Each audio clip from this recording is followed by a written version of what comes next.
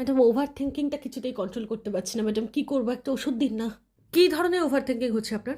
ওই আমাদের বিয়ে হয়েছে 7 বছর হয়েছে, এই 1.5 বছর হলে উনি বোম্বে গেছেন, তারপর থেকে আমার মনে কেমন কু ডাকছে আর ওভার থিঙ্কিং হচ্ছে। কু ডাকছে বলতে আপনি কি কোনোভাবে এক্সট্রা ম্যারিটালে সন্দেহ করছেন? আমি আমি জানি উনি ওরকম নন, আমার বিশ্বাস আছে ওনার ওপর, কিন্তু তবু একটা ওভার থিঙ্কিং হচ্ছে। এই লাস্ট অ্যানিভার্সারি সেলিব্রেট করতে এসেছিলেন? না আসলে বাইরের কাজ তো খুব ব্যস্ত, তাই আসতে পারেননি। ওখানে যাওয়ার পর থেকে প্রতি মাসে আপনার জন্য গিফট পাঠিয়েছেন? না না, কাজের চাপে আর ওইসব মনে থাকে না, সেটাই তো স্বাভাবিক। স্বাভাবিক বলে তো মনে হচ্ছে না। আচ্ছা, কাজের পরিমাণ বাড়ার সাথে সাথে ফোনের পরিমাণ কি কমে গেছে? না না, কাজের মধ্যে থাকলে কি করে ফোন করবেন, তবে তারপরে করেন। কে বলেছে আপনাকে কাজের মধ্যে থাকলে ফোন করা যায় না?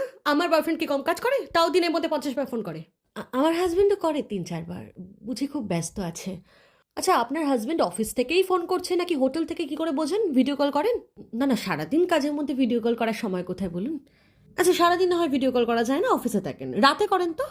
হ্যাঁ, ওই মঙ্গল বুধবার অফিসে একটু কম চাপ থাকে, ভিডিও কল করেন। বাকি দিনগুলো এতটাই টায়ার্ড থাকেন, এসেই ঘুমিয়ে পড়েন। বাকি দিনগুলো কার সাথে ঘুমোন, একা নাকি কোনো মেয়ের সাথে জানেন?